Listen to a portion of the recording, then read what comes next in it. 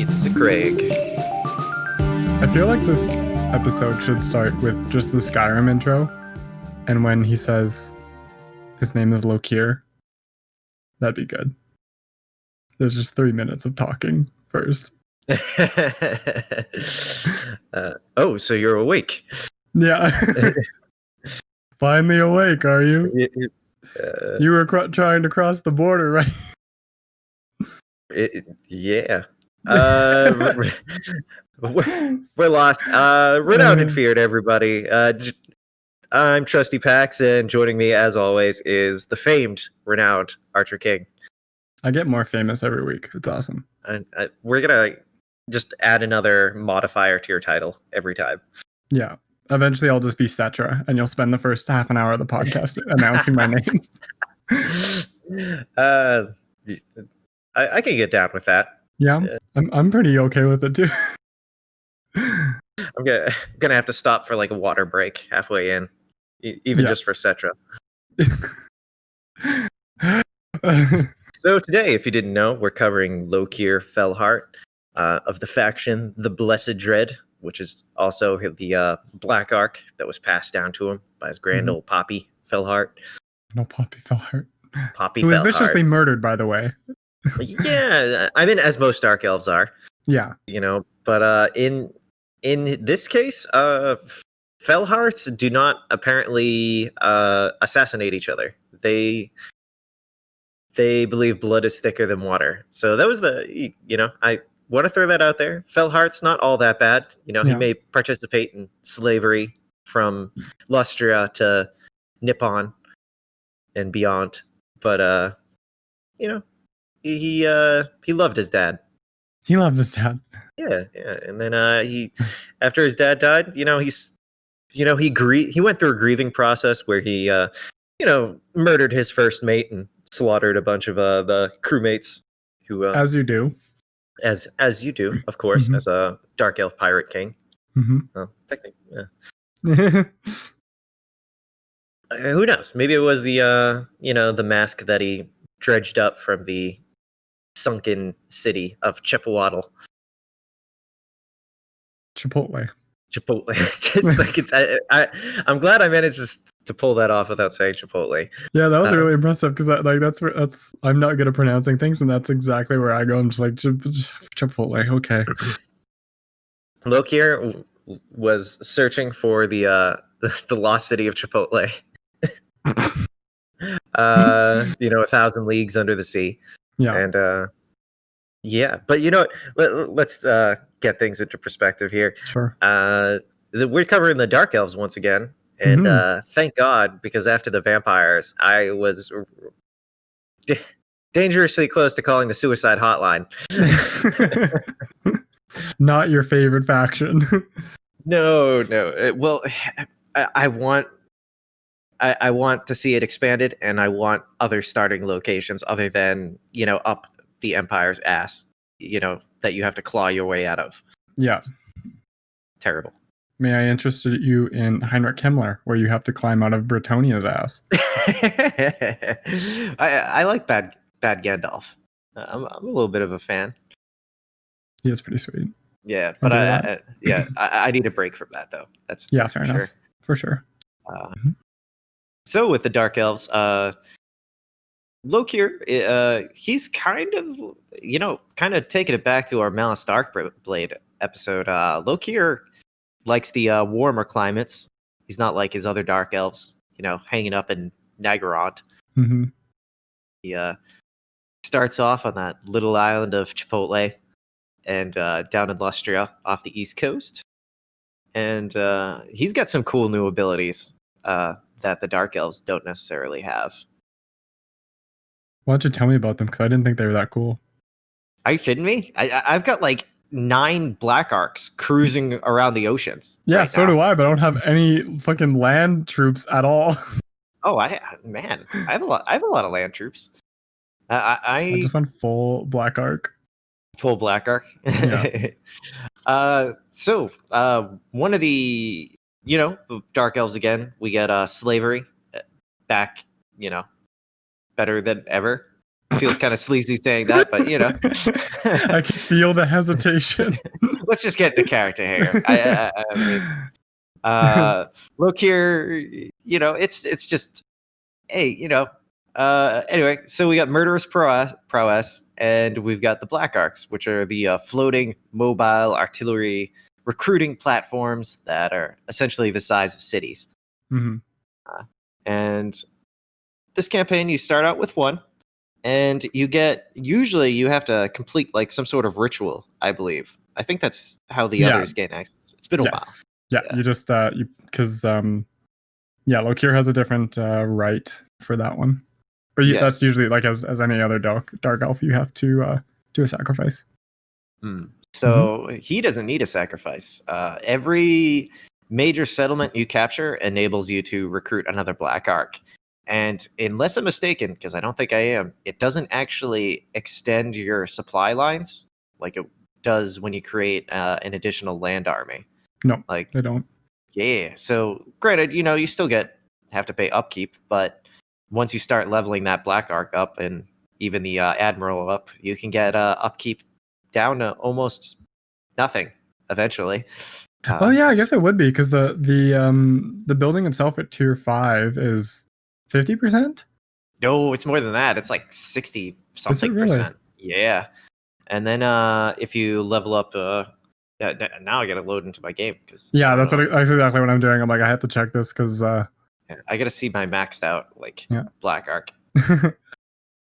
Also, welcome to the new me where I can check my game and talk at the same time and don't pray that my computer doesn't crash. Yeah.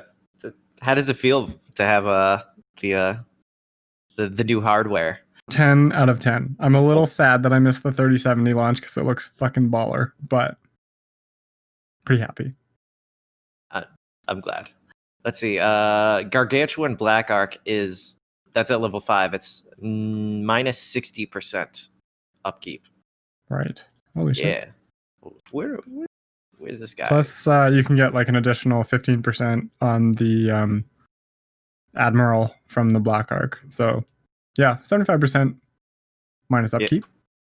Like my Dread Spears are only 26 for upkeep. Holy shit, that's some Skaven slave shit. Yeah, I got 2 Black Dragons in this army, and they only cost 137 each to upkeep.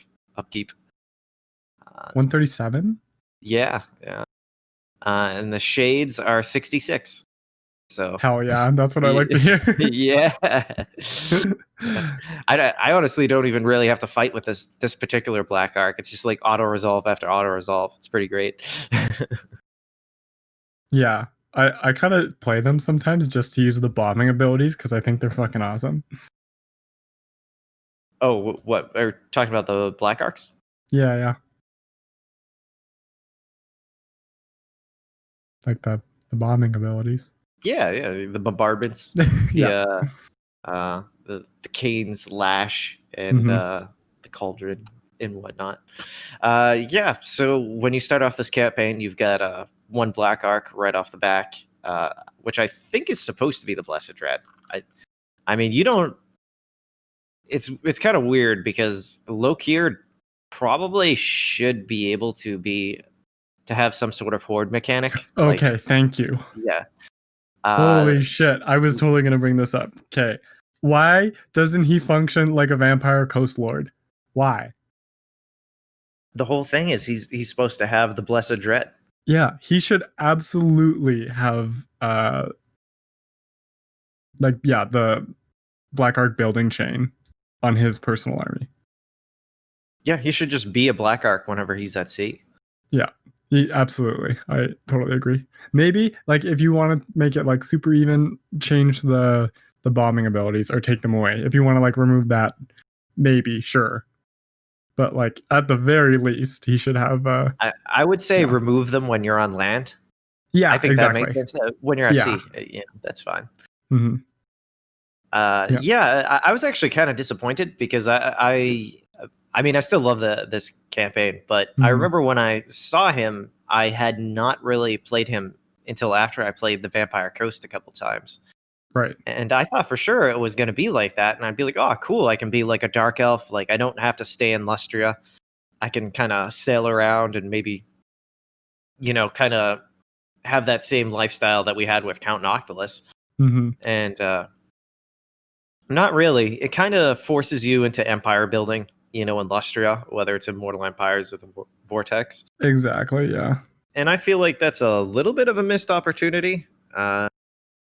I know there's mods out there. I've never used them, so I don't even know how well they work. But there are ways to, I guess, correct that if you'd like. But yeah, I hope they come back and revisit Lokir and kind of put him into that role. Because yeah, I don't know. I think it would make more sense, and it would give the Dark Elves a lot, like, one of those free roaming characters.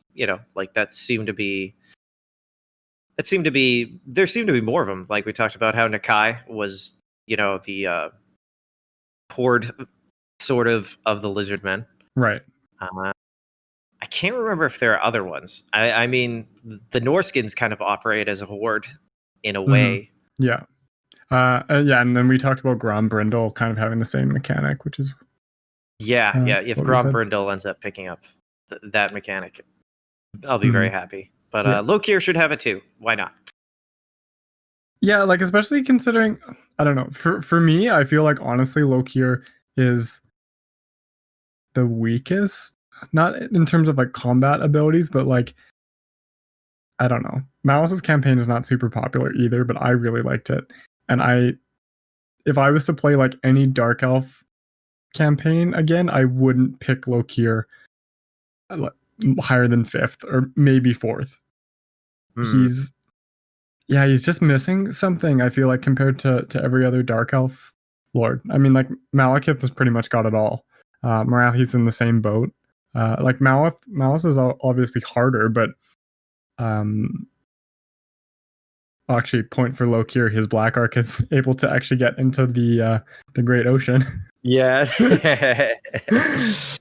But yeah, I honestly feel like it's the weakest in terms of campaign, just because Lokir is kind of underwhelming in his faction effects. So I don't know. That was my take on it. Yeah, the faction effects of 50% upkeep off of Corsairs, which you really have to fight for those to be viable into the late game. Yeah, like Corsairs are not bad tier 2 units at all. I will absolutely recruit them almost black why did I say black? Almost every Dark Elf campaign that I play, I'll probably use Corsairs at one point or another. But it's not past turn 50. I'll say that much. Like there's no way to make them effective, especially against if you're fighting the High Elves at all. They're not viable whatsoever unless you're just like throwing them on a Black Arc. They cost nothing, and you just are sacking cities that are easy to take. That's all.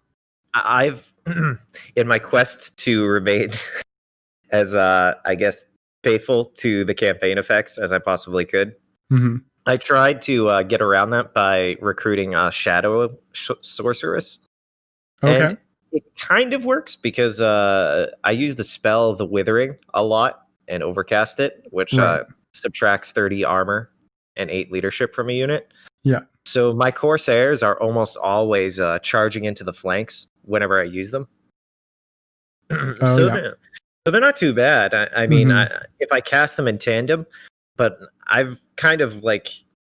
See, there's a problem with this campaign where you do not have easy access to magic for a long time. Yeah, that's true. And by the time I got her, I like forgot about her in like half of my battles. Oh, really? Yeah. That like happens because I get into like a flow of how like Lokir's army, how I have it set up. Right. Okay.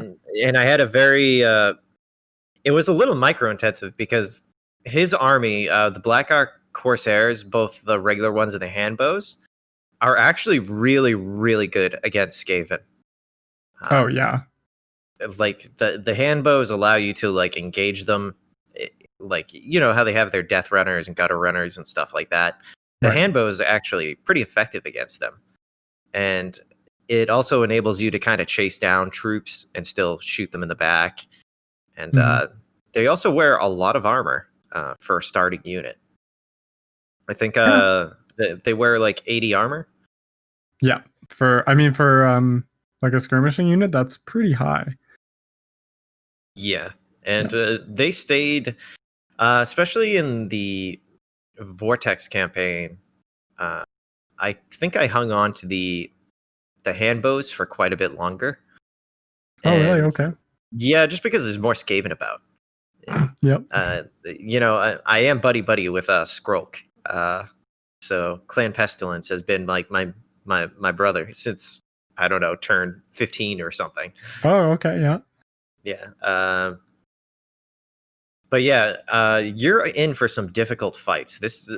I'd say the Mortal Empires campaign it's up there for me for how difficult starts, honestly. If you don't get a good solid start right out of the gate, like really moving aggressively, you're gonna find yourself trapped on the Isle of Chipotle for like a long time, it feels like. I honestly think it's less dependent on how you react and how everyone else does. Like, it honestly, to me, feels like it depends on what Gorok feels like or what Skrulk feels like. Because sometimes Skrulk is super aggressive and can push back Itza right away, and sometimes Gorok just shitstomps Skrulk. So I don't know. I just feel like it depends on where they're at with each other. Because, like, for me personally, like, Gorok was coming for Skrulk. Like, he was absolutely on him. And there was like Skrulk wasn't surviving very long. So I just took the initiative and ended Skrulk, even though I had a trade agreement. Goodbye, reliability. But yeah, I threw my reliability out the window several times. Yeah. I was like, oh, a capital of a province that I already hold, that has 4 settlements in it. Like, it's a decent slave province at the beginning anyway, so you can like max it out. Oh yeah, I mean, you got the gold mine. Yeah, well, yeah, exactly. It's a really solid province for money making. So I just took it. How long did it take you to real quick? This is one of those like bullshit starting positions where you own a minor settlement and you got to deal with a legendary lord who owns the capital, as well as being jammed into the corner with Teclis in the Mortal Empires campaign, just like a short stone's throw away from you, just watching your back door, waiting. Yeah, it's just a matter of time as soon as you like push start campaign. And also, I don't know how much you interacted with him, but Luther Harkon, depending on how he does, can be a bit of a pain in the ass too. Fortunately, he hasn't done. He actually kind of got pressed in. Like, he's kind of stagnant. He hasn't really lost anything, but he hasn't gained anything either. Fortunately, yeah. He had more luck in the Mortal Empires campaign, but he still didn't really get too far. Right. So I'm fortunate in that because I've never fought him, honestly. I think I did like one auto resolve battle at one point.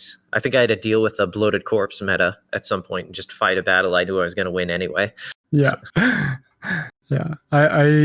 He was pretty aggressive with me. Like, I tried to sail up to Karen Carr to take Karen Carr for the quest battle, and he was apparently having an off day and decided he didn't like me very much and attacked both me and Lokir's army and the Black Ark that was sailing pretty close.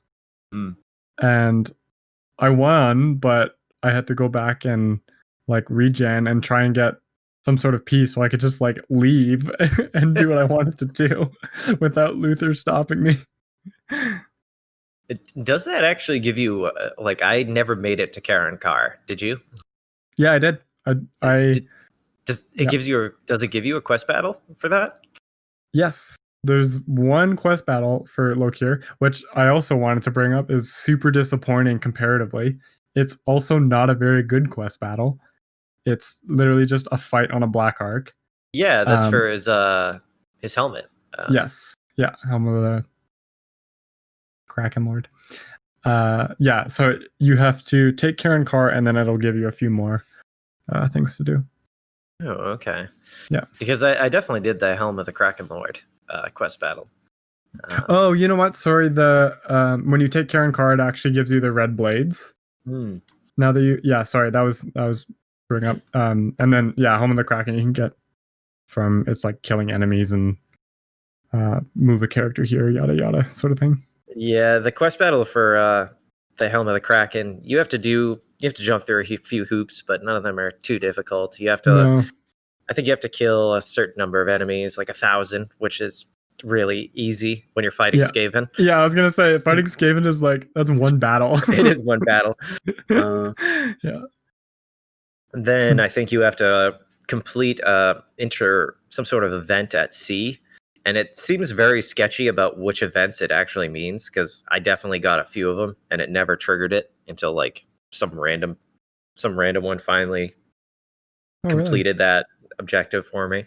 Yeah, the first one I tried worked for me, and it was a basic, do you want your army to do better in battle or campaign? And that one worked for me. Yeah. I don't know what gives, man. But the quest battle is like right on the starting island of your faction. So pretty easy to get to. But then the game makes up for that by making you sail all the way to the northern edge of the world to get your red blades. Yeah. I know Malice has a split start already, like up there and then somewhere else. I mean, it would be basically a duplicate if Lokir started in Karen Carr or like owned Karen Carr and then was in Chipotle. Like I know it would be very similar to Malice, but I think it's better. I would just be down for not owning it and having the ability to be a horde, essentially. Just because I don't know, I'm happy with it. Something being done to his campaign is what I'm trying to say. Okay. Yeah. Yeah. It needs more. It needs more, and he deserves more because he's pretty damn badass. Because that one quest battle, like you were saying, we glossed over it because there's really not much to it. It's just you're fighting on a Black Ark, just a regular Black Ark battle. Yep. And you're fighting a bunch of Skaven, and it's it wasn't super easy, but I didn't have to think too much while fighting it. They literally just like swarmed into my lines of shades and didn't get close. It was really lame. Yeah, they had better luck because I don't think I had the shades at that point in his army. Oh, okay. But, I did it pretty late, so it was a quick one. Yeah. No, I used my hand bows to great effect because if you spec out your army to be good with Corsairs and modify your tech tree to do the same, they get pretty good against Skaven, who usually don't have that much armor, if at all. Right. Yeah. So that's where those hand bows and mobility really shines. But it's kind of a lame quest battle. But the item you get for it is the Helm of the Kraken, which gives you more armor, regeneration, which is nice. And you cause terror. So good for fighting Skaven, because I definitely saw that terror trigger in Skaven fights that he was in a lot. So yeah, it can be pretty useful. Yeah, I don't know. They're okay. Just two very okay items. I don't know. Well, the red blades I wish I got, because that's like, since he would have over 100 melee attack if I got that for him. And yeah, that's true. I don't know how high his weapon strength would be at that point, but he gets sundering attacks, and I really like sundering attacks because that. Okay, yeah, that's fair. Yeah. And plus 20% from sacking settlements, which gets absurd if you have a Black Ark nearby that has the there's a building for that. It does like post battle loot, and sacking is more, and there's a few more other things. It's like an economic infrastructure building, but yeah, and that's how you'll get a crazy amount of slaves and money from sacking. can get pretty absurd. So you'll have a lot of money. I have a lot of money. Yeah, this is another one of those campaigns where I had a ton of cash, like very much like my Noctilus campaign, where I had more money than I could spend, but my actual like income per turn was pretty low. So I feel like you can play it either way actually, and just either play like a normal Dark Elf just in Lustria, or you can kind of be that like pirate sort of show up and sack something and run away and base yourself up in Karen Carr or in Chupayato. Yeah, actually, that probably would have been a smart idea for me to do, because I didn't really want to spend a lot of time in Lustria and Modal Empires, because eventually it just turned into, Dark Elves and Lustria, essentially, like you just said. I did, when Lokir was too far inland for my Black Ark to support him, I sent it over to the Southlands and just raided, like sacked a few Bretonnian cities. I was trying to help out the Nagash over there. But there was no saving him, no matter what I did. He just sucks. Yeah, I had a trade agreement with him too, and that's all I wanted it to be. I was like, I just need a little bit of extra income right now. And then for like every turn after that, he was just like, please give me a defensive alliance. And I was like, no, fuck off. You're not doing anything. Please. Yeah, he has a rough rough start over there. Yeah. Yeah. But yeah, he's usually very friendly, and I've tried to keep him alive before, but it's almost impossible. But luckily, it's weird. Skrulk in the Mortal Empires campaign, like, you're gonna have to go to war with him because you want to take your first province, and also if you don't do it, Itza is gonna do it for you. Gorok is coming your way. Yeah, that's kind of what happened to me too. Is like I took out, I essentially finished off Clan Pestilence in Oxel, and when I did that, I got a bunch of points, obviously, for Gorok. Like, he liked me a little bit more, so it kind of held off a war with him. Eventually, it happened anyway, but it's not a bad bet to do that, just so you kind of have the ability, if you don't want to like not go to war with the lizards right away. No, I actually found myself in like a constant war with Gorok, but he would kept asking for peace, like usually after a defeat. And it was kind of weird because he was kind of do it against his own interests. You know what I mean? Like, it was obvious that he was having more trouble in other directions, but he just kept coming after me at a certain point. Yeah. I want to see how many turns my Mortal Empires campaign, I'm only 92 turns in. And then I switched to like the Vortex this morning to try and today I already got like to like 102 turns in. I wish I could have finished it though, because I really wanted to get to Karen Carr and see how beefy I could make Lokir. Because I gotta say, I'm actually a huge fan. Like a lot of things, I just care if it looks cool. And Lokir is like one of the most. He looks fucking badass, man. Like, he has the aesthetics down. I love his coat of arms. Is possibly my favorite. The giant Kraken, helmet. Yep. Yeah, and the color scheme, it's like a sea green and orange and a seafoam green. Maybe is that the right color? It's close, yeah. Yeah, it's just, dude, I really dig it. I think he's one of the cooler looking lords in the game, to be honest. Great color palette, and who doesn't like seeing cool name? Yeah, and he's gonna his ship has an awesome name too. The Blessed Dread. It doesn't make very much sense, but it sounds super badass. I hope the writer got a raise for coming up with that one. Whenever they did in the 80s or whatever. Yeah. How do I hold on? Trying to figure out I want to figure out how many turns it took me to get the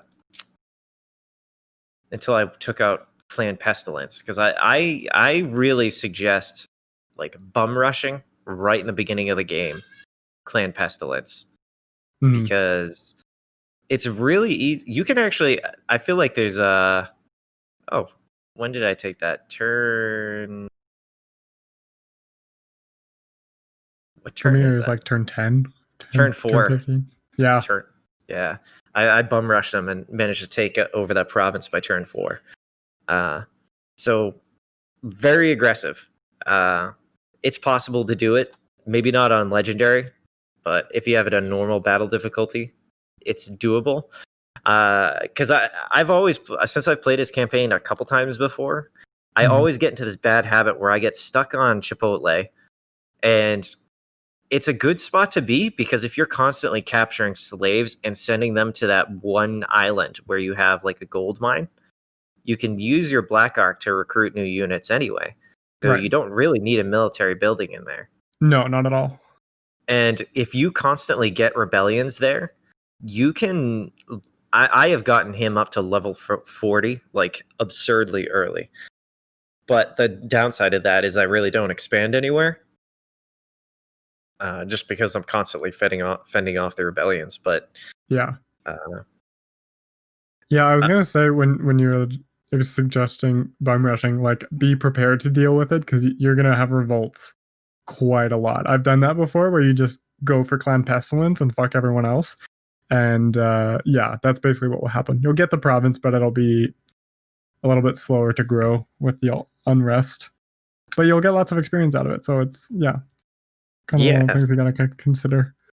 and you got to complete that first province. I mean, you got to get ready for freaking Itza. Yeah. They're gonna. They came at me with Gora came at with me with a stack of Temple Guard. It was the most ridiculous thing. Oh my god. Yeah, I don't even know how he got them so early in the game. He's Gorak and he gets cheats. Yeah, he gets crazy cheats. And then you got to worry about Techless. It's a pretty intense Mortal Empire's like starting position. Yeah. I can't stress like this. It tells you that the starting position is hard, and it definitely is. It's Mhm. in just in my opinion, even if you successfully bum rush Skrulk, which he gives you a pretty good ability, which I forget what it's called, but essentially you don't suffer attrition in swamps. Yeah. Which is really good in Lustria, if you didn't know. Mhm. Because I hate suffering from attrition. It just irritates me when I get a nice full stack and then I don't, you know. Which is hilarious to me based on how much you like spreading corruption. Well, I mean, I don't like taking attrition. I like giving it. Yeah, exactly. Yeah. Pax giveth and he taketh. Oh, shit. It is a one way street with me. Yeah. Yeah, it's definitely like a campaign where you're just kind of dropped there and it doesn't really let up for a long time, if ever. Especially like No. sending you all the way. Oh my god, I'm so sorry. Sending you all the way to Karen Carr is rough. And yeah, you're pretty much surrounded by people who don't like you. You can be friends with Clan Pestilence, like that will work. You just won't have your starting province. Yeah, in Vortex campaign, I kind of recommend it because they don't, at least for me, they didn't occupy any of my provinces really. I mean, I still had to deal with that corruption because it kind of bleeds over even Right. across provinces. Yeah. But that just adds to the slavery. My slave holds once the rebellions stir up, and but not so with Mortal Empires. You got to get rid of them, otherwise you're gonna be, if you ally with Skrulk, he's going to lose all of his AI cheats as soon as he becomes your ally, and then Gorak's gonna take him out, and you'll have maybe 2 settlements, if that, because if Techless has a good go of it, he is gonna come at you with like 2 stacks or 3 stacks, like, because Techless sucks. Yeah. There's a reason that I have seen Lokir survive past turn 30 maybe once in my Tehenoan Vortex campaign, and that's it.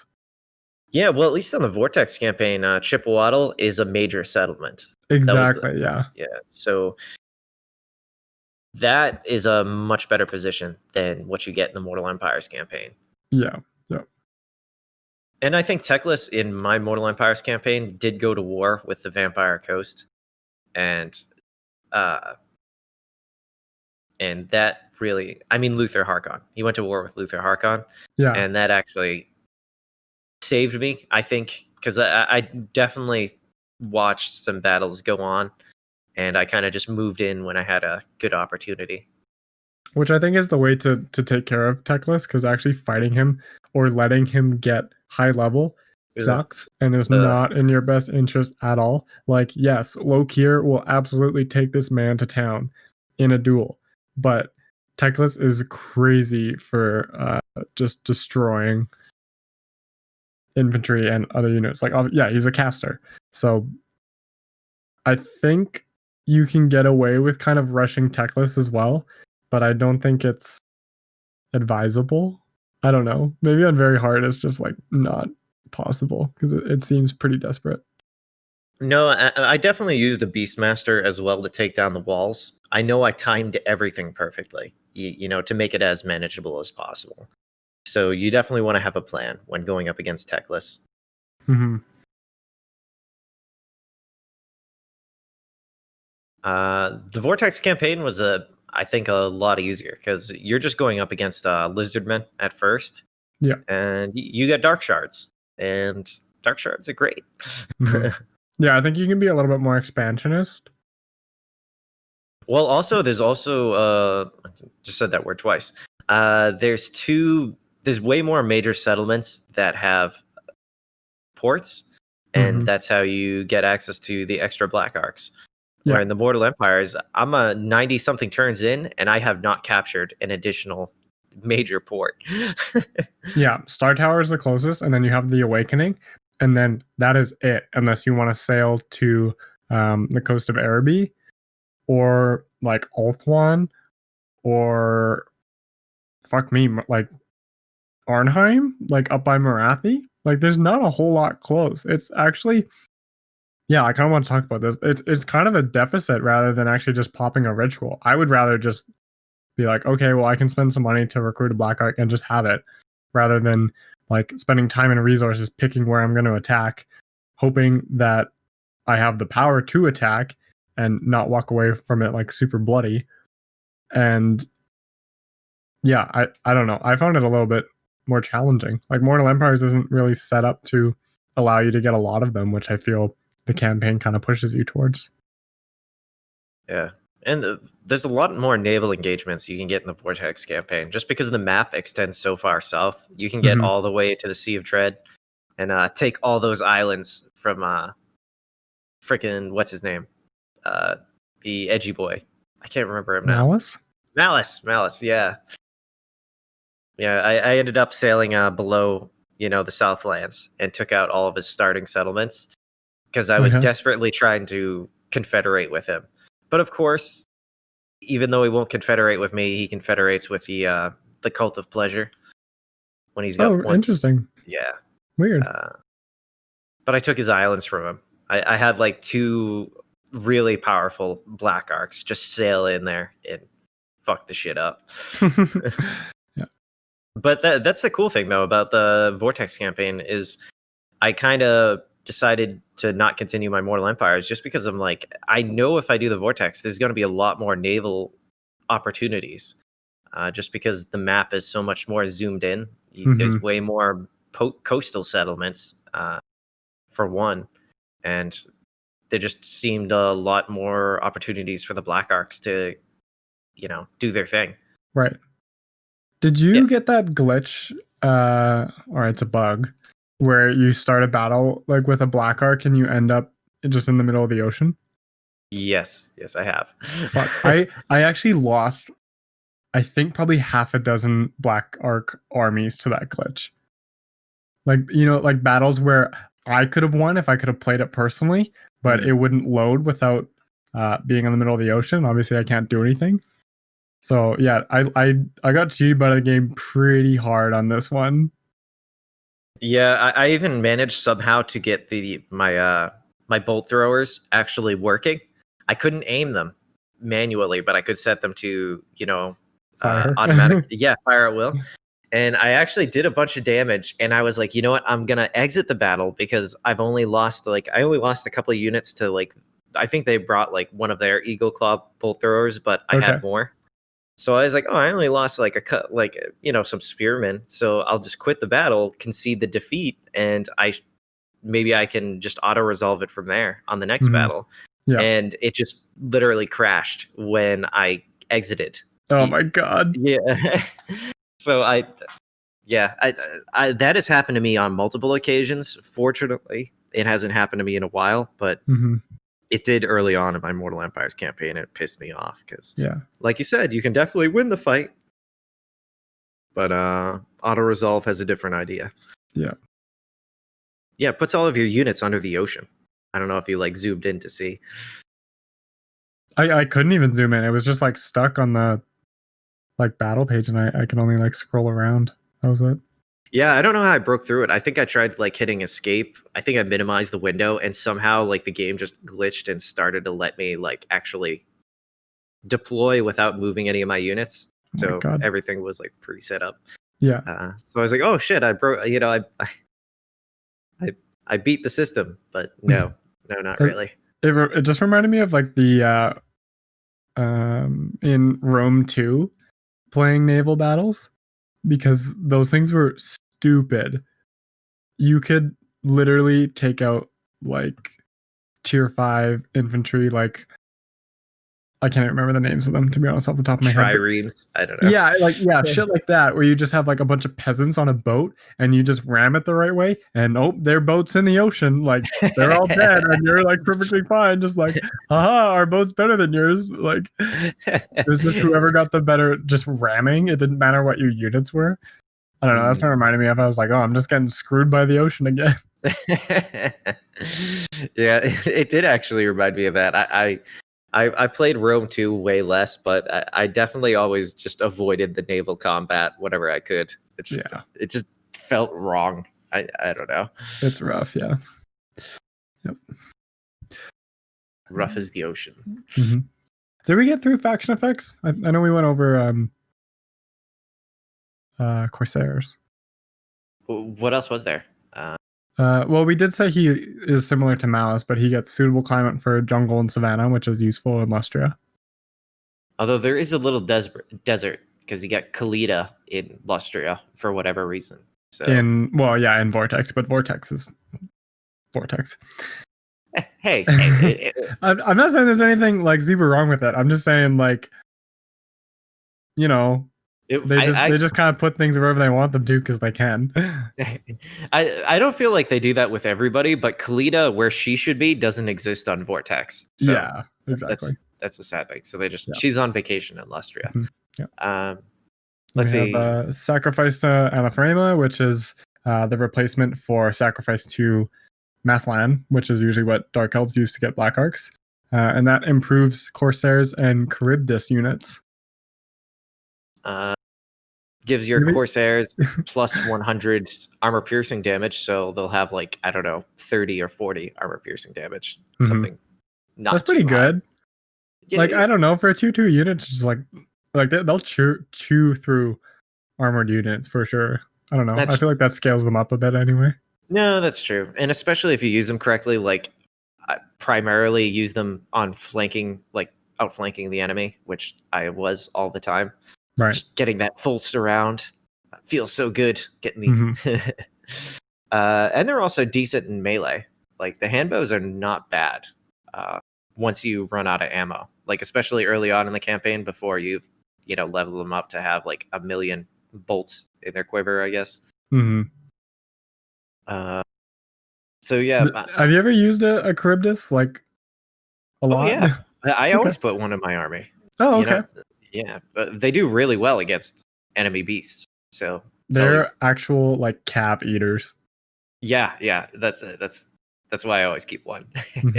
But like, funny enough, I actually found this campaign in terms of like Dark Elf campaigns needing a Charybdis less often than other ones because I was fighting like Skaven and actually I think my second most fought again was probably like, well, I guess that's not surprising, but Lizardman was probably the second one, which is more towards using a Charybdis. Like they would come in super handy there for dealing with Carnosaurs and Horn ones and Stegodons and stuff. But I fought them like super early game, so they didn't have any of that. It was pretty. I was pretty limited in my Charybdis actual use. Now that I think about it. Yeah, I think mine probably fought more rat ogres than Than any anything other else. large unit. Yeah. Yeah. Uh, Really but- good perk though with income from slave pens and slave markets plus 50%. Oh yeah, That's huge. especially with your gold mine there. I just so many slaves. I think that makes Lokir probably the richest lord. Yeah, Like the ability to get the most amount of money. I have like 9 armies running around right now. I mean, including the Black Arcs. So I've Yeah. probably got I think I have 4 land armies that are kitted out, and I don't know, like 6 or 7 Black Arcs that are almost to max right now. Right. It's pretty absurd. Yeah. Yeah, and like the abilities to increase battle loot and sacking potential from the Black Arcs as well. Like, yeah, I think that makes Lokir actually the richest lord, even though he probably won't be. I think he's capable of the most just with that perk. Yeah. Yeah. Pretty crazy. Yeah. But I think we mentioned it once before. 50% off all Black Arc Corsairs, Yeah. which is really good in the early game. Like that effect just I think it puts you at a good advantage that you're going to need in the early game. Yeah, your first sack's going to be cheap, which is very needed. Because those Corsairs are pretty tough. They, like I mentioned, they wear a lot of armor and they have I think they attack really fast. At least the the ones that carry 2 swords. So pretty powerful unit. That's early game. Yeah. And you get a flying feral manticore, which will just kill itself at the It'll early die. I understand because I do watch a fair bit of like multiplayer videos, even though I don't play it that often. Yeah, like battles and stuff like that. Yeah, I love watching it because I love like the stats and everything, and people with like insane game knowledge just really always impresses me. I'm not super into it, but I like watching it. And manticores are like fairly popular, especially manticore summoners. And like everyone talks about manticores like they're awesome, and I'm just like, this is the worst unit. I actually hate manticores with a burning passion, and I just disbanded them if I got them in like a confederation or something like that. I will not use them. I mean, I recommend keeping it in the early game. Oh, for sure. Yeah, that's fine. Because it can take out enemy lords. If you kind of just hang him in the back and then just send him in to help out Lokir with whatever lord or hero he's fighting. Yeah. Pretty helpful. Yeah, I always found that interesting too. Everybody is like, it's a manticores, and I'm like, I feel like mine gets hit by one volley of arrows, and it's like, oh, I'm coming for you. Yeah, that's the thing. Like, they have a decent stat line, yes, but like they're absolutely at some point in a battle just gonna probably kill themselves. And all I wanted was to, reveal hidden units or go after their artillery or pick out a lord. And it's like now my Manticore is losing it into Phoenix Guard. That's how I did lose my Manticore. I tried to have it go after like the one artillery piece they had, and then halfway there he got pissed off and just threw himself into a writhing mass of I don't know, Sea Guard probably. Yeah, just like so dumb. For me, I feel like they rampage more easily than like Saurus infantry for sure, but even like Pharaoh Carnosaurs, they don't rampage that often. Even if they do, they're not like fucking flying units, so they don't just take off and go wherever they want and you can't do anything about it. And at least with Lizardmen you have what's that called? Cold-blooded. Yeah, which makes it very difficult for units to stay hidden from any one of your, That's predatory senses. Cold-blooded is the my unit bad. that all the lords and heroes will have, where it stops the rampage and gives leadership. Oh yeah. My bad. Yeah, you're thinking of predatory senses. Yeah, which I really hate fighting against them because I like using ambushing tactics. Yeah. But yeah, I once heard manticores being described as unicorns, but for boys. I don't know if you've ever heard that before. I don't know why that's funny, but it kind of is. It's just like this mythical beast but it's like the opposite of it. Like a unicorn's like, the picture of grace and beauty, and then men or boys get this fucking like disgusting amalgamation of like, in this case, like a bat with I don't even know. A lion, I think. Yeah, typically, but in this, they're I don't know. They're much more demonic looking. I don't know. Well, yeah, in this, because I think they come from like the Chaos Wastes or something. Yeah. So. But yeah, manticores suck. Yeah. Hey, they cause fear and terror. So does the terrifying Mask of E. The terrifying Mask of E. I feel like that would be really overpowered in real life. If I could somehow come to possess the Mask of E, I don't know. I think that'd be fun.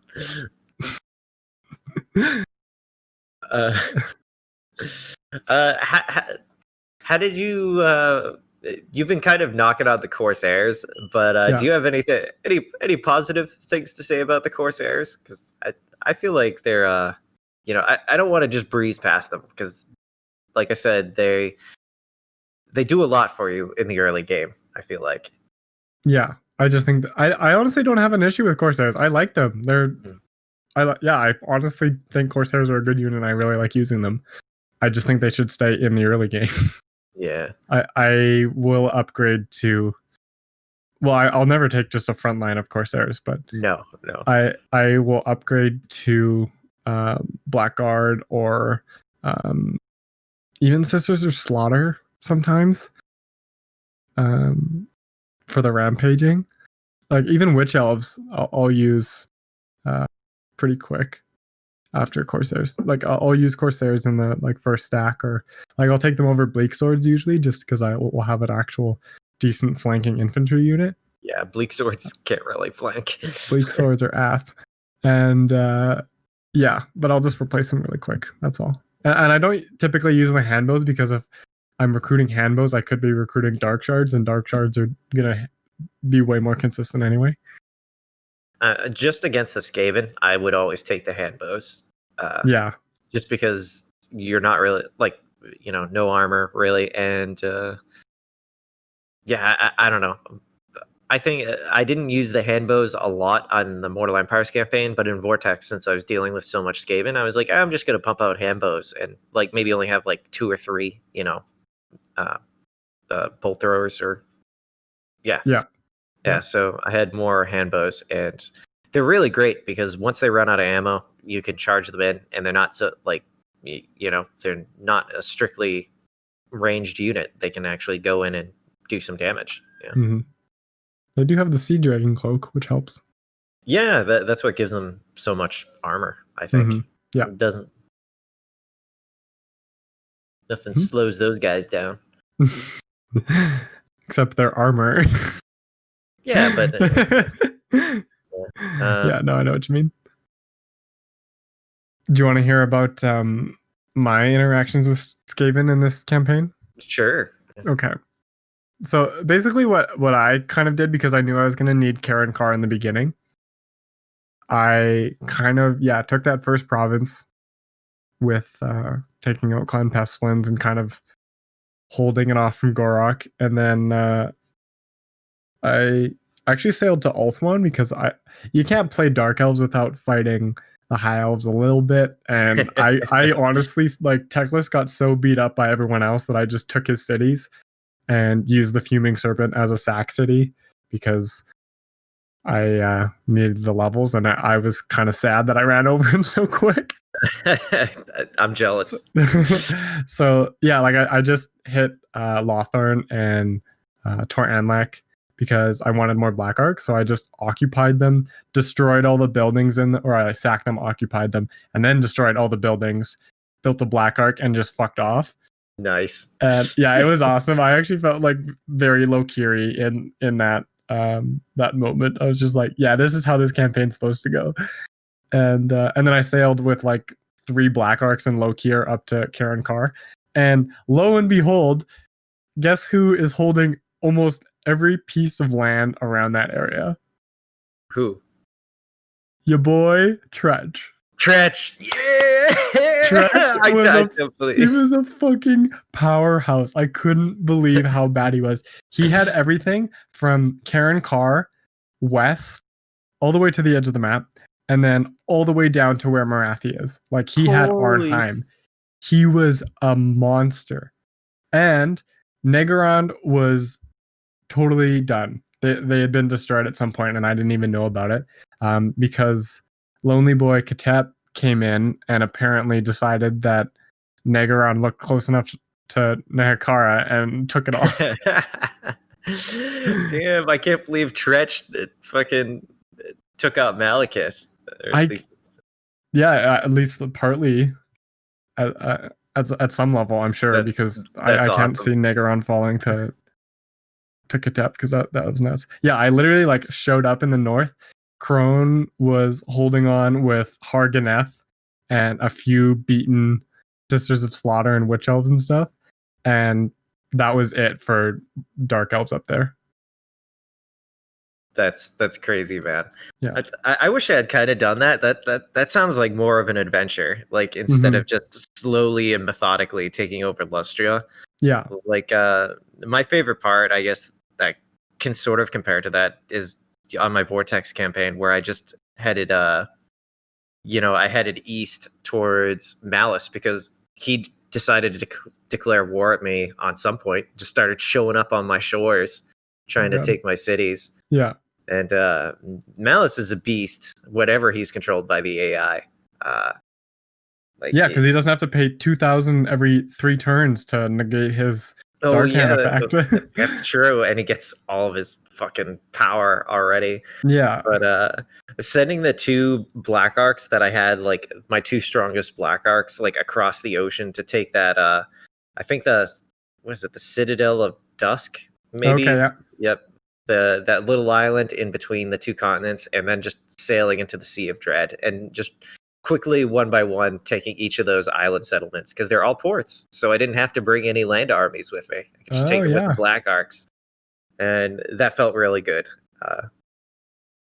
And then the last defenders are over there doing really well. I gotta say. Krokar kind of shit stomps that. He's just so isolated, so he can push really easily. Like he's always got something to fall back on. So yeah, Krokar's super powerful in Vortex. I was just surprised Clan Moors got taken out so early. Usually they last a bit longer. They're pretty pincered, to be fair, but yeah. See it? Mm-hmm. But yeah, that was really fun sailing over there. I was like starting to mobilize in my Vortex campaign to like head up to Karen Carr, but I needed to, switch out some units from Lokir. I was still debating whether I should bring the Corsairs with me because I've got like 4 Corsairs that are all gold.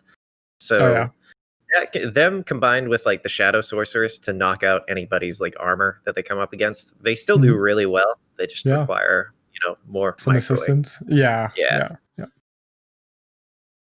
But I don't know. I feel like they're the lack of. Sorry, go ahead. No, I was just saying they feel like Lokir's buddies at this point. Oh yeah.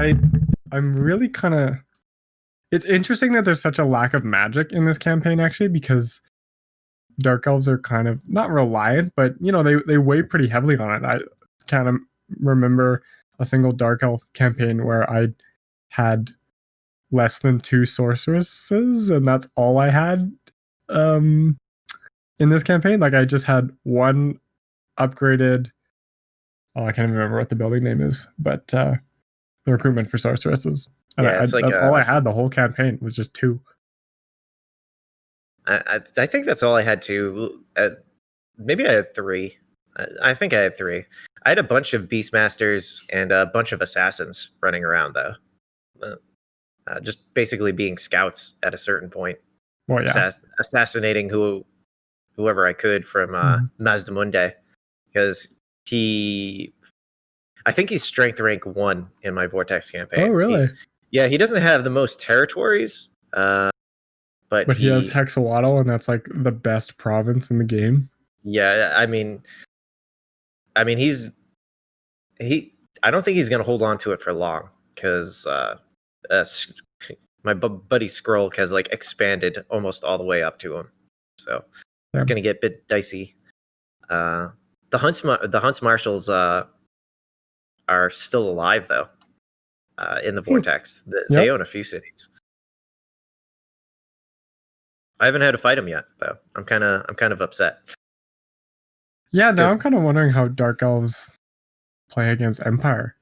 Well, I think I did in my Mortal Empires campaign because I remember I was looking at the traits that I unlocked. Yeah. And if you defeat Marcus, you get like 10% missile resistance, which, whatever. But you also get, I think, plus 5% missile attack to, all your missile troops. So doesn't he give you Vanguard too? I don't think so.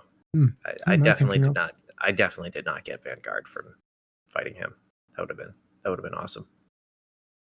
I don't know what I'm thinking of. Anyway. Yeah. Oh, one moment. Sure.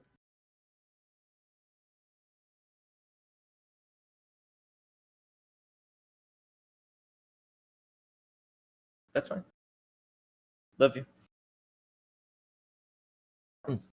I'm sorry, what were we talking about? We just kind of finished talking about magic, and then you mentioned. Yeah, but it was not a very magical campaign. I think that's why I mentioned. I kept forgetting I had the Shadow Sorcerer in my army, because also I was managing a bunch of other armies. Because there's a lot of Black Ark battles that I had to manage myself, and it was fun because there's a lot of battles, and I had a lot of different units. But God forbid that the High Elves have like a couple Phoenix Guard, like 2 Arcane Phoenixes, and just a bunch of Spearmen, and the game thinks that you like have no possibility of winning. Yeah, it's so bizarre. That said, I hate fighting Phoenixes. Yeah, I do too. I hate them. It's like, of course, the AI can micro them to no tomorrow. Yeah, exactly. Yeah. Not very fun to fight. Yeah.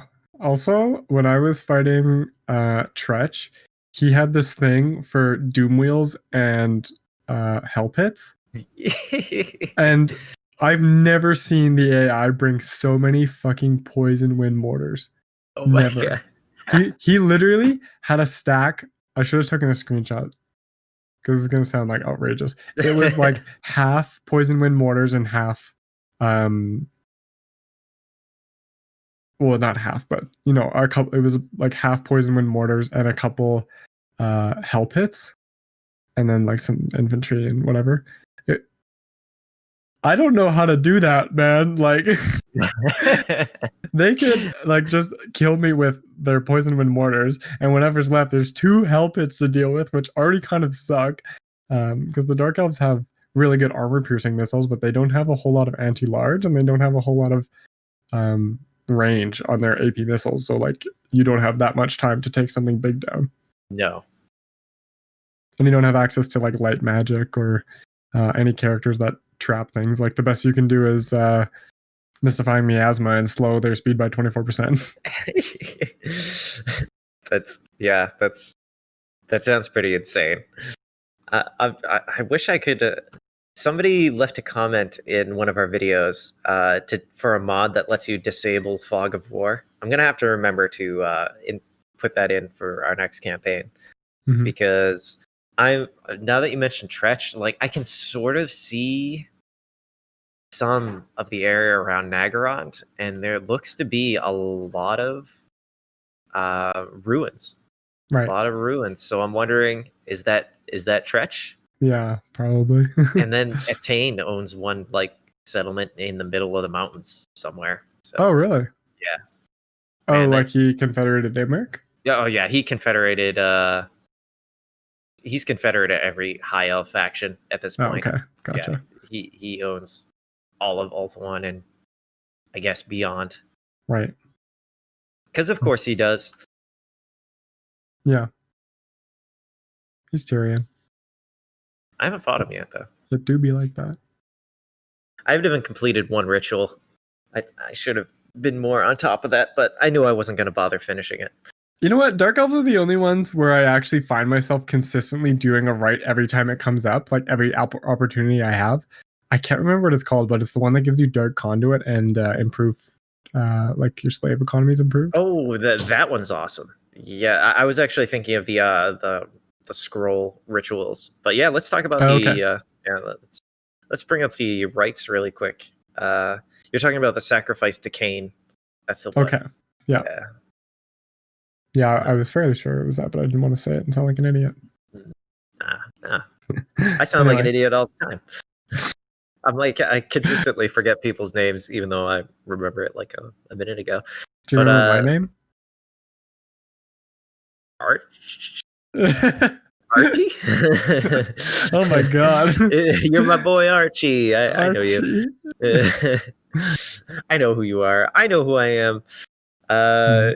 So Dark Conduit is that badass ability that lets you basically explode a unit at the cost of vigor, and it can disintegrate pretty much whatever's on top of them. Yeah. I used to use it on like single unit enemies, like bury a lord and a bunch of stuff and just pop it. But now it's just like, which infantry or like which of my front line is the most swamped right now? Oh, okay, then I'll pop it on them. I don't know. You just get so much from like being surrounded. Yeah, especially if you get like a group of spears on the corner and it's getting like, pushed in. Yeah. Why not? There was another one I used a lot, the Sacrifice to Hekardi, just to get the extra Winds of Magic and extra experience for all the sorceresses. You did this on a campaign where you found you didn't use magic very often? I used it a couple times. Like I used it like whenever the 3 times I recruited a sorceress, I remembered to like trigger it, like just to try and get her. Oh my god. But I'll tell you what is really useful is the Sacrifice to Authority. That gives you +8 public order to all provinces. Oh yeah, that's also a good one. Yeah, that one I was consistently triggering, like, constantly, because public order. It also gives you loyalty, right? Yeah. I never really had a problem with loyalty though, because they were always fighting, putting down rebellions. Yeah, I didn't in this one. I definitely have had issues. I also didn't really have it with Malus, but like Negaron, you can, because you get like some sitting armies. Like I'm more likely to be like, oh, I need a garrison army kind of thing with Negaron than I am with these two, because Lokir is just constantly fighting. So I guess I really never had a lack of loyalty. I guess that's the I haven't done Malekith's campaign. I still got to do it, but I played it twice and it's so fun every time. Yeah, I was just looking at him a few minutes ago and I was like, someday. Yeah. I guess another thing that's difficult about this Vortex campaign is that you got, what was it? The one nice thing about it was I got to fight Tehenowin and knock him out really early. And his his special trait, which isn't tremendously useful, but let me see what it's called. Prophet of Doom. You capture +15% casualties post-battle and take 25% less attrition. So that's a really good note. Yeah. That's super interesting. Yeah, that's cool, because you get more slaves. Yeah. Like 15% is a pretty decent number, because I think that's how much you can level it up, like in your character trait even. Yeah, let me see. I have him leveled up to +12% on his own character tree. So that combined with if you have, a Black Arc nearby, that provides a bonus, which I almost always did. I wonder if he has Any items, maybe? No, it Yeah, it's doesn't look possible to like. have that too. Yeah, I don't. It looks like I don't have any followers that add to it. But I probably could add one more level up into the dreaded slaver and get plus 25%. So that would be pretty absurd. But I would regularly capture like 800 or 900 slaves per like Yeah. battle. Sometimes more, depending on the size. Yeah. Yeah, I didn't even fight Tanwin, but that's really interesting. Yeah, it's good for Lokir, honestly. This dude is rich as hell. Yeah, he's. I mean, I'm getting 16,000 a turn, Yeah. and I could probably get more because I haven't gone slaving in a while. Yeah, it's like not at its peak anyway. Another thing that kind of holds you back, I was trying to build up to it, is the research rate. Like, it takes a long time to get through this technology tree. Mainly because you have to like unlock it in tiers. You know how you have to unlock like the first 3 before you can gain access to the other ones. I don't really know how to describe it. Right. Like each section you have to research at least like the 3 minimal texts before you can move on to like the next tier, I guess. Okay. Yep. Yeah, because I still haven't even made it all the way to upgrade like the last section that's cordoned off. Oh yeah. Yeah. It's just huge upgrades for beasties and like Blackguard and stuff. Because I did get some cool stuff like a exotic beast hide armor near the top, which gave me an additional plus 10 armor on the Corsairs. Yeah. Because I was like desperately trying to keep those relevant. Yeah. And for every power or for every sorceress abode, which is like the tier 3 sorceress recruiting thing, you get plus 4% research rate. And if you build it to the tier 5, it's plus 8%. So I've been trying to build those everywhere I can to just get my like technology research rate up a little bit higher. And right now it's still only sitting at 135%. It's a little slow going. Yeah, a little bit.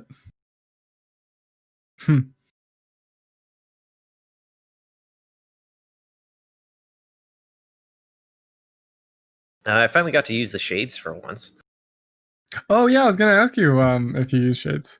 Yeah, I mean, I didn't use any other variant than the shades with great swords because I figured, like, by the time I kind of like got around to building the building, I just maxed it out to level 3 and just got the ones with great swords. Yeah, and I got rid of all of my bolt throwers, or dark shards. I got rid of all of my dark shards. Yeah. I was gonna say you need a siege attacker though. No. Yeah, I got like 2 bolt throwers, but I got rid of all my dark shards and replaced them with shades, as well as the Corsairs with hand bows. I was like, these just sound a hell of a lot better. Pretty much, yeah. I don't know. I feel like most people do run shades with greatswords. I don't know how I feel about it, to be honest, because I know the dual weapons are not great, like they're not as good in combat, but I find they don't actually get into combat for that long, or like to a point where they're trying to hold, if that makes sense. Like they're not there to like hold back units; they're just dealing damage. No, well, they're like I use them basically the same as I use the Corsairs with hand bows. Right. I'd usually have them hanging off in the back to the wings and try and get them behind, like, basically the entire force. Yeah, exactly. Yeah. And I usually didn't get them into hand-to-hand combat, but every once in a while I did. Yeah. Yeah, like, and they're just there to not be bad in combat.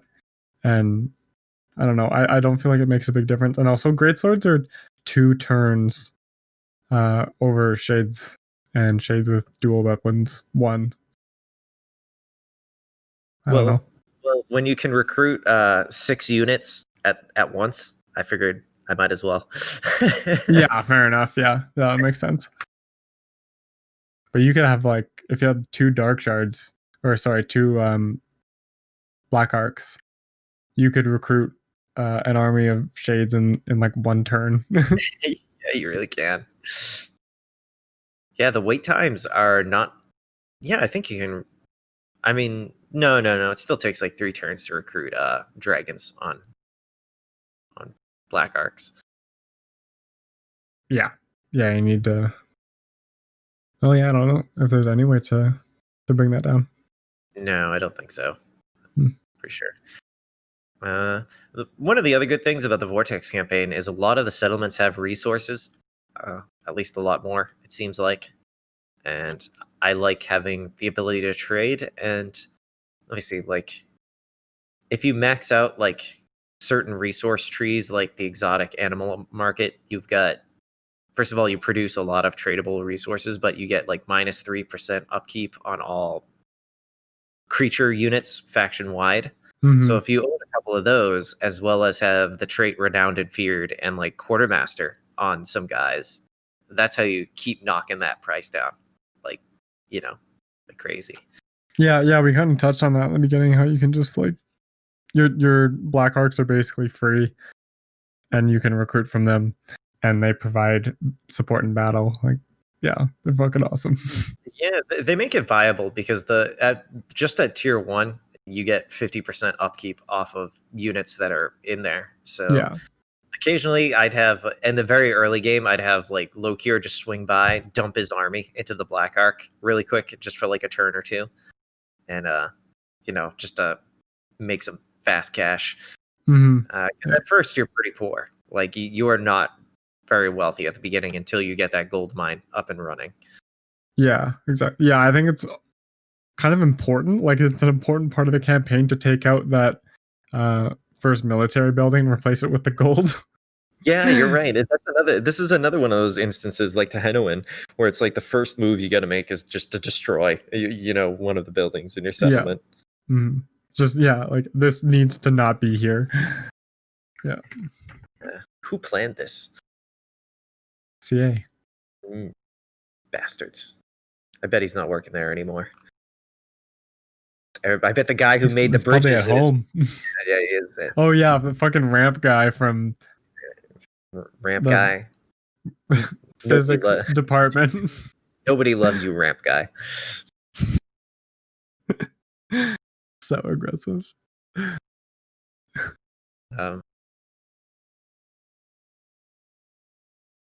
You want to hear an interesting note that I found while I was looking at some of the... I don't know if I saw it on a lore screen or a like a page on the source or something like that. But dark magic, which is obviously unique to the Dark Elves, is like really damaging to the person casting it compared to other lores of magic. Like, it's especially vicious, I guess. And so you're kind of like sacrificing yourself because at some point dark magic's going to kill you if you use it. That's pretty cool. Yeah, that was interesting. Don't use dark magic, kids. Apparently, not even once. Not even once. I learned it from you. That's how the Dark Elves basically are. Who taught you to sacrifice to Cade?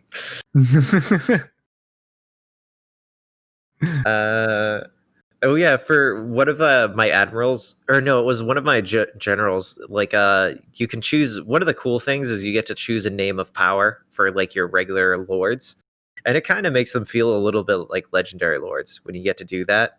Yeah. And one of them was I had to sacrifice my sister, or I chose to sacrifice my sister, and it made all the witch elves in his army get like 20% physical resist on top of whatever they already had. Oof, yeah. Yeah, so I immediately decked him out with witch elves. Yeah. Oh, congrats. Yeah, I was Sorry like, about your sister. I thought that was kind of cool. I forget. Does it have his? I don't even know if I could find him. Like, where? I think is this his army right here? What is he called? Oh, yeah, his title is Life Quencher. Urikmer Life Quencher. Yeah, that's the title he got. I just go with Barbstorm every time I get it. Yep, I got Admiral Barbstorm somewhere. Mm-hmm. Yeah, Olanus. I had like 3 because I was just like, give me that. Yeah, he's got shades and dark shards in his army. Just yeah. There's one that gives regeneration as well, which is pretty good. Yeah, I gave that to the Beast Master. Yeah. The hunger. Yeah. Oh, is that what it is? Is it literally the hunger? Yeah. At least so it's like a vampire item then. Yeah. Oh. Huh. Interesting. If you'd like, we should transition into the little bit of the lore. Sure. There's not a fantastic amount. No, there's pretty minimal, like compared to everyone else in like especially Malekith, Marathi, and Malice all have a shit ton of reading material on them. They have like novels, so it's not even fair. Exactly. Yeah, and like Lokir has one story. Any middle schoolers out there, send us your fan fiction of the Kraken Lord. Oh God. just don't make it any of that disgusting. It's all gonna be weird shit. Yeah. it's gonna be weird shit. Who knows, man? I don't know. I used to be I wrote some Halo fan fiction back in the day. I wasn't trying to be weird about it. I wouldn't dare to call it good, but it definitely wasn't gross. I was a big fan of the novels that came with Halo. Oh, I see. Well, this is some written material to go off of. Yeah. But Lokir actually, he could actually feature in Warhammer 3 because he has been as far as Ind, where he got his red blades, or he got a statue that was made out of blood metal all the way in Ind, which Ind, if you did not know, is based on India. They really dug deep for the creative license there. Mm-hmm. And he's also been Nippon, which is Japan. So he has raided basically all across the world at different points. So I'm hoping he appears in Warhammer 3. He's got a good excuse to. He can pretty much pop up anywhere. Especially since the island of Chippewaddle, or Chipotle, as it's better known as. Yeah. That actually doesn't really exist. I guess in the lore, it was a city that sunk to the bottom of the sea. And Lokir had this pretty badass scene where he went in there with his red blades, had the sorcerers give him and his corsairs the ability to breathe underwater. Yeah. And they had to fight underwater lizard men that had been down there evolving. Protect it. Honestly, how much Minecraft have you played? I mean, I've played Minecraft a bit, but not like a crazy amount. Why? Okay, it just reminded me of like the Guardian temples. Guardian temples. I might not know that. Oh, it's like an underwater temple that you can like drink water breathing and then go fight like that's like cool. Fish things. Yeah, that's what it reminded me of. I was thinking of the Murlocs from or just from Warcraft in general. Yeah.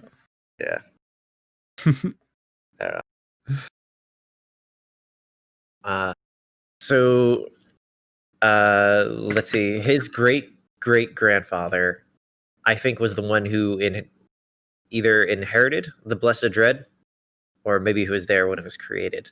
But the Blessed Dread has been passed down his family's line for multiple generations.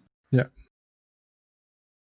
And he had, I think, a great grandmother was actually the first one to follow a high. Like, there is this like famous thing where his great grandmother or great grandmother followed high elves and discovered their trade routes to Nippon and Ind. So that's kind of how that knowledge was passed down.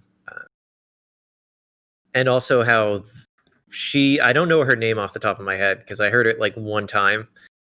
And apparently she was the one who made like the Fell Hearts filthy rich because of all like what she sold the information, and she was also the first one to like get treasures from Ind and Nippon and places like that. So kind of made the Fell Hearts into the noble name it is today. Yeah. He's also very famous for like this duel at sea. It's like this one famous battle where this high elf guy, the Sea Lord Aisling, I think, was Ashley? Aslan was trying to get revenge because Lokir, I think, went to the Sea of Dread and basically torched and raided all the island trading posts of the High Elves there.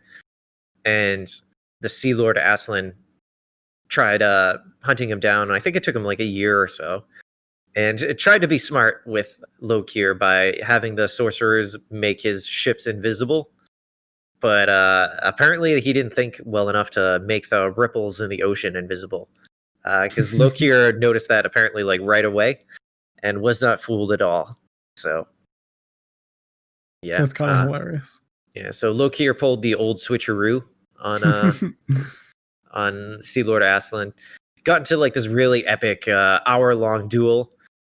I thought it was like a day long or something like that. Like they fought all night or something like that. Maybe they did fight all night. I don't know. I saw fought for an hour. Let's say they fought all day. Why not? Okay. Yeah. At one point, Aslan's like grabbed an axe from a white lion and hit Lokir in the face, and it like basically cracked open his skull and face. But however that mask works, just healed him instantly from where he got hit. So if you look at Lokir, it almost does seem like he's going to be like possessed and start summoning chaos demons at any moment, honestly. Yeah. Or like he's gonna get some tentacles that just come out and attack you. He should get it. I mean, there should be a point maybe in Warhammer 3 where he gains access to like magic or he's just gonna look like Davy Jones. Yeah. Well, then he'd be kind of like Count Noctilus, and we already got that, you know. Yeah. So he did this really epic battle where he fought all day, and I don't know, it was just, I guess, a big deal. Then there's another thing called the Game of Reavers, where Lokir and this other captain, Cold Eye, challenged each other to a contest of plunder. This guy's in the game, hey? Is he? Oh, yeah, is he one of the pirates or something? Yeah, he's like one of the free-ranging, he's the Dark Elf variant. No way. I can't believe you remembered that. Yeah, I don't know. Yeah, it just struck me when I read that before. I was like, huh. That's pretty cool. Yeah. Kind of slip that in there. Yeah, kind of little reference. DA baffles me.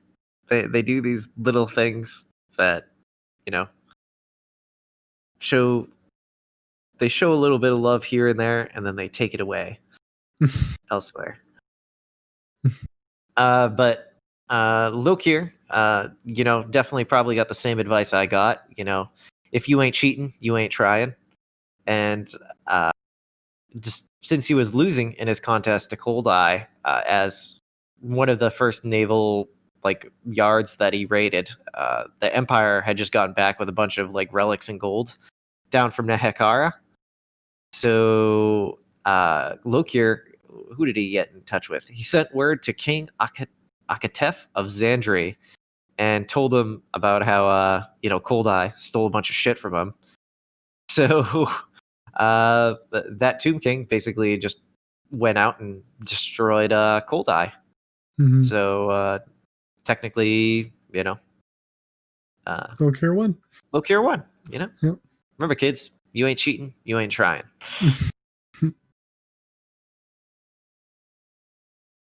Is there anything else from like you know, we mentioned at the very beginning how his father was assassinated. Yeah. And which it was like every source I do look at makes note of how the Fellhearts do not kill each other. Pretty honorable as far as the Dark Elf goes. I mean, yeah. It's a race of like sex and violence, and it's a little less violence. It just I mean, would anybody even notice? It's such a small difference. No, I have no idea. What about that voice actor, man? He's pretty good. I how think he's for the most part, the voice acting is like consistently solid. Just like every once in a while, there's a line where I'm like, "What the fuck?" There's a lot with vampire accounts. Like, there's some weird shit. yeah. I thought Some of the Empire lines are like pretty overacted, I find. yeah, they are. They're pretty intense. Yeah. Same with Bretonia. Like, they're trying a little too hard with those ones, I think. It's just like so absurdly French. It's like Monty Python levels. Lokir's voice kind of reminds me from Bane. From was it He reminds you the of Dark Knight? Bane? Yeah, from the Dark Knight Rises. Yeah. You know. I didn't really. I don't. Bane is so much harder to hear. You think so? I I think don't know. so. And Lokir's always yelling. I mean, he definitely is yelling, but he's got that like reverb from his mask that kind of reminds me. I don't know. It seems like Bane to me. You know, both. Nobody cared who he was until he put on the mask. Oh my god.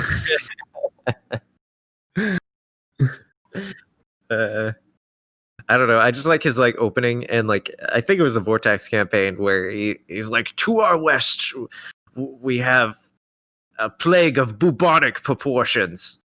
I don't really know That's how pretty to. good. I don't. You can imagine it in his voice. Yeah, it's good. Yeah, but bubonic proportions. It's very. I got to find a way to work that into real life. Yeah, everyone's gonna. Yeah, you just have to say it with like such conviction that no one notices it, or they're just like, "Oh, that's clever." I don't know what I Like, would. Well, I don't know. COVID is making a comeback down in here in Florida, so I maybe I could slip it in. That's how it's gonna come out. I gotta capitalize on it somehow. Yeah, I guess it would have been nice to get actually 2 quest battles with him. That's all I'd really say with his campaign. Like, he just needs, if they just made him like a vampire coast lord where he had black arc growth with his army, then I think that would pretty much finish his campaign and 1 quest battle. I think that would be all it really needs. No, I'd be really down for that. I get why they have him starting in Chippewaddle, since that's where he finds the Kraken Lord mask. Yeah. But the ability to kind of just to give the Dark Elves a legendary lord who has the option of just kind of never settling down anywhere. Maybe give him Karen Carr or it'd actually be pretty cool if that was a quest battle, taking back Karen Carr, like coming back and finding out like your family's been kind of overthrown or something. Yeah, I guess. I think it would be fun. Yeah. I mean, they could just make a quest battle for the Red Blades, and that would be it. Yeah. I don't know. I'm thinking big, man. I'm thinking you just want 1 quest battle. I want 2. Yeah, I guess it would be nice, but like I'm not going to demand it. Well, especially since he was an FLC legendary lord. I don't even know when he came out. Was like 2018? He was one of the first. Really? I don't know which DLC pack he came with. I couldn't find it either. Yeah, I guess you're right. It must have been one of the really early ones. Sure. Yeah, not too sure. I don't know. It did. I mean, I think I was just happy to be playing the Dark Elves again, because I'd been wanting to play them for a long time now. And yeah, look, you know, he's we never really talked about him being a duelist, because you said you were looking up information on how he does against other lords. Do you want to talk a little bit about that? Sorry, I was reading the when he came out. He came out with Vampire Coast. Oh, okay. So yeah, 2018. I'm sorry. What was your question? Oh, you were telling me before we started. You were looking up, like, I guess people talking about how Lokir does against other legendary lords. Oh yeah. So yeah, it was just kind of funny because I found obviously him to be a pretty decent duelist, and we were going to talk about dragons. We said that last week. Yeah. But he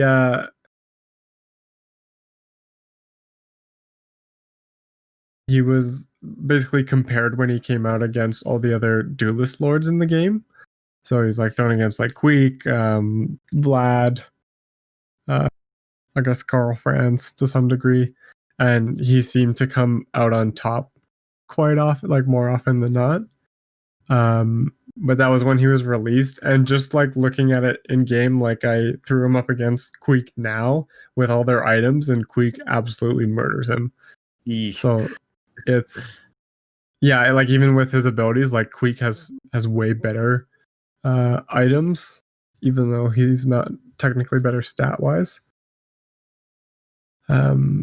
He just destroys him now. So I don't think that's very accurate. And the other thing is now most of his duelist lords, or like most of the other duelist lords, either have like magic or they have like significantly more dueling power. Yeah, he really only has that like one ability. What is it even called? You start out with it. It's not like a bad thing to start out with. Like No, it's not really a duelist ability though. yeah, it's like, well, it's called the dreaded duelist.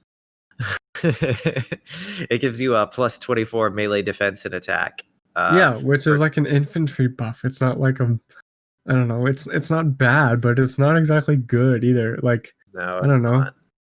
Like Grimgor has better abilities now. Yeah, you're absolutely right. Eshin, what's his name? Snikich has some like crazy ability to lower lords stats so that he can just destroy them. I don't know. He needs I think a touch more to be like a really good duelist. And also, yeah, giving him a dragon is like a really mixed thing to do. I didn't even put him on the dragon. It just felt weird. I mean, I have before, but I didn't this time. I was actually going to save it for like his level 40 upgrade, you know, just for kind of like a cool thing to put him on when he maxed out. Yeah. But I don't know. I just kept him. I just wanted him to, you know, duel essentially, because he is really good at it. If they're just a regular lord, or you know, he does tear through them very quickly. Yeah, he's just also not as good as other legendary lords. Yeah, that's not all. as good as Queek. Yeah. It's not that he's not good. It's just he's not as good as. No, I hear you. I hear you. Yeah. It's a shame because he's just so damn cool, man. I like him. Yeah, I feel like giving him some more like dueling specific abilities and taking away his dragon would be a better trade. Like just keep him as a foot lord who's a duelist, and that's his thing. Yeah, kind of give him like there's an ability you unlock early on called sadistic. So like it gives you like you know, combat bonuses. Yeah. Just get rid of Maelstrom and give him like, you know, some high tier combat bonus / ability even. Mm-hmm. Yeah. I mean, what is it? Patriarch of the Fell Hearts, which I haven't even bothered to unlock. It does give you +4 public order in your local province and +3 Lord recruit rank faction wide. But I just didn't feel like, I felt like that was a waste of a skill point. So I didn't even put it in there. For +3 faction wide Lord recruit rank? Really? I can get those level ups quick, man. There were so many rebellions going on constantly that I was just power leveling even my basic lords. It was not an issue getting them to level up. I guess I didn't have that much fighting compared to you then, because yeah.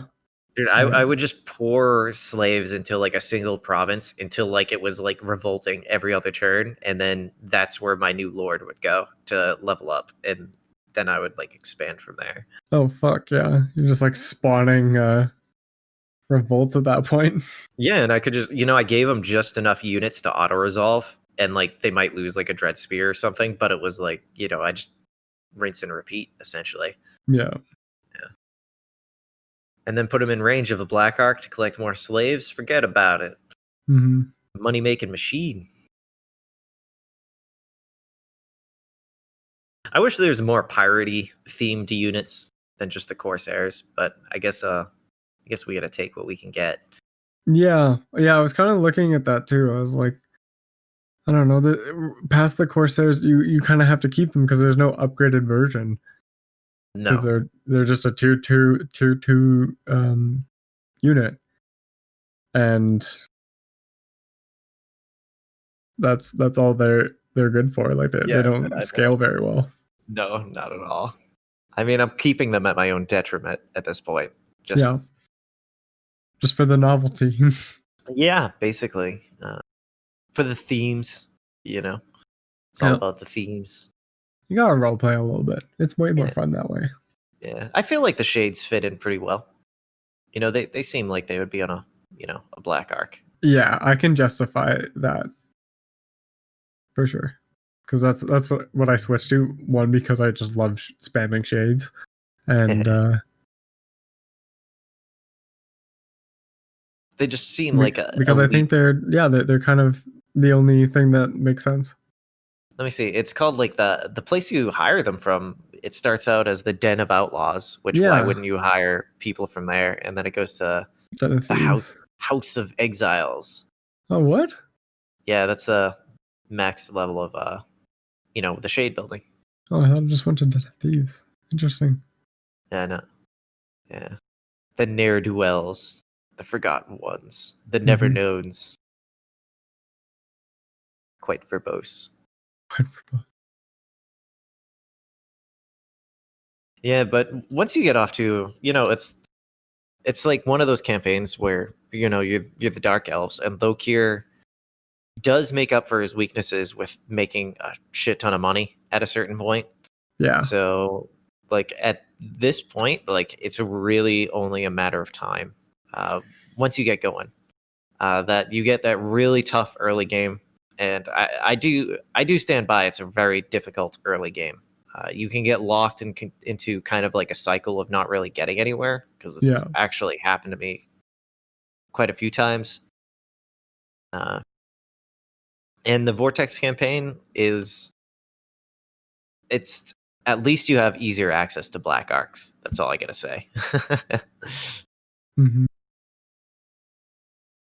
Yeah, it's kind of an example of like it's really hard, but it's really worth it. The end game is so, I don't know, kind of easy. You can kind of run at a detriment, to be honest. Yeah, but I don't know. It's fun. At least having a bunch of black arcs. Like, I've never had this many black arcs before. So, yeah, that's true. And it does genuinely feel like I have a navy in a way. Like, I have these, I have them moving in formations back and forth across the ocean at this point. Right. I don't know. Anyway, man, how do you feel about like what we covered? I mean, I'm pretty satisfied. Me too. Yeah. How would you who would you recommend this campaign to, or like under what conditions? Because I'm struggling to find the language for that. I mean, if you played Malekith or Morathi and really liked it and kind of want something different, then yeah, he's worth a try. If you feel like you've played as everyone in Lustria, he plays kind of differently to everyone there too. Like it's a kind of weird mix. Especially since he never really survives as the AI down there. Yeah, exactly. I don't know. That's kind of interesting too, is that he's not really he's not usually around, honestly. It almost feels like you're a dark elf colony in a way. Oh, but yeah. Which you're not supposed to be. You're supposed to be a pirate. You're not supposed to be colonizing. Yeah, it felt incomplete as a campaign. I think I've never finished or really even done much of a Malekith campaign, but I definitely would recommend this. Because this was one of the first Dark Elves I picked. I think I did a little bit of Cult of Pleasure, and then I picked this guy because Lokir just looked badass. He's got a great name. He's got an awesome color palette, and I like the idea of if I wish I had done more what you had done, like kind of secure my initial starting area and then move on Karen Carr and try and colonize that up north so that way you can get your red blades. Mm-hmm. I feel like that probably would have been a smart move because once you get locked into like I made allies with the Clan Pestilence and also the court of Liberas. Liberas, yeah. So this is also the first campaign where I've actually seen her survive in the Vortex campaign for very long. Mostly because I'm supporting her and fighting Teclis. Right. But on the Vortex campaign, there's definitely a lot more diplomacy games you have to play and think about just because there are more options, whereas in the Mortal Empires campaign, you pretty much have to eliminate Clan Pestilence, like no matter what, or you're not really going to get anywhere.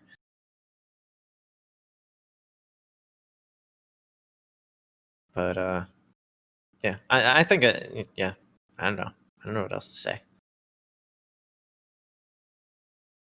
It's all good. So I'm just gonna. I'd say I think we'll get to the bottom line here. What's in the title. I'm going to go on about why I think Lokir Felhart is renowned and feared. Mm-hmm. Because he looks so badass. And that's basically it. No. He's literally traveled all over the world, and it doesn't seem like there has been a port that he hasn't pillaged. He's kind of there is no port I would not pillage. He has been sailing, he's got like a history with this black arc that's been passed down throughout the ages in his family. He's got these 2 swords that are made out of this thing called blood metal that he took from a temple of Ind and had melted down. He swam to the bottom of the ocean to retrieve the just treasure and came back with the helm of the Kraken Lord. And he's probably possessed by a demon at this point, I'm thinking. Just because of his voice and the fact that he took an axe to the face and it magically reconstructed his skull. Like his brain isn't even necessary anymore. I hope they expand on what happens to Lokir later in the future, because apparently that helmet is older than the elves. So I'm wondering what kind of demonic possession is going on there. Yeah, and he has glowing red eyes. Yeah, he looks crazy, man. Dark elf eyes do not do that. Especially if you're not necessarily using magic or whatever. Mm-hmm.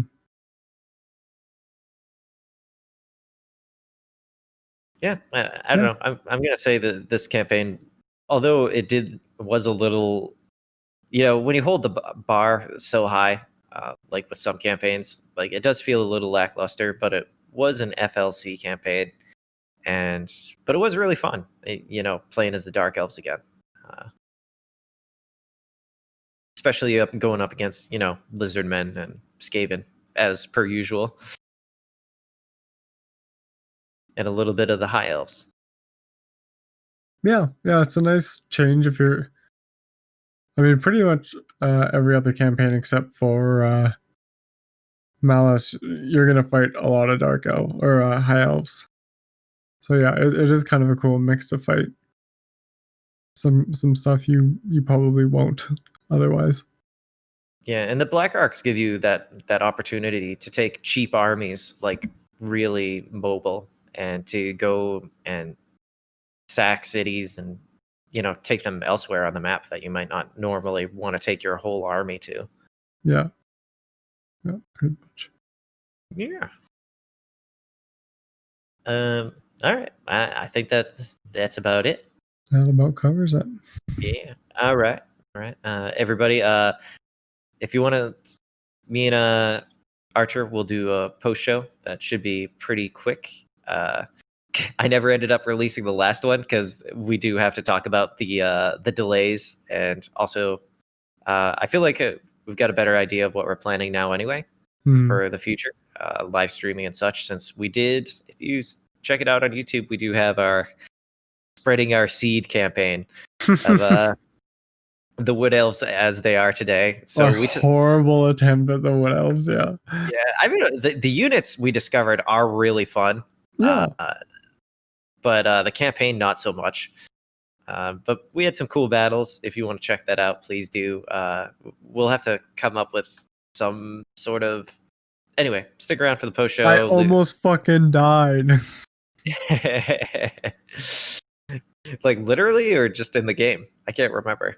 No, you remember that battle where I was like down to like a fucking oh yeah, I like ass unit of Way Watchers fighting a Black Orc big boss. Just one Black Orc big boss. That was ridiculous, man. But there was no army left. Yeah. But yeah, come back for the post show, and this time I will release the post show. Unlike the last one. Anyway, hold on. Let me tell Craig to get out of here. Leave a like and subscribe, please, please, please. Okay. How do I tell Craig to leave? Here we go. Craig, leave. Leave, Craig.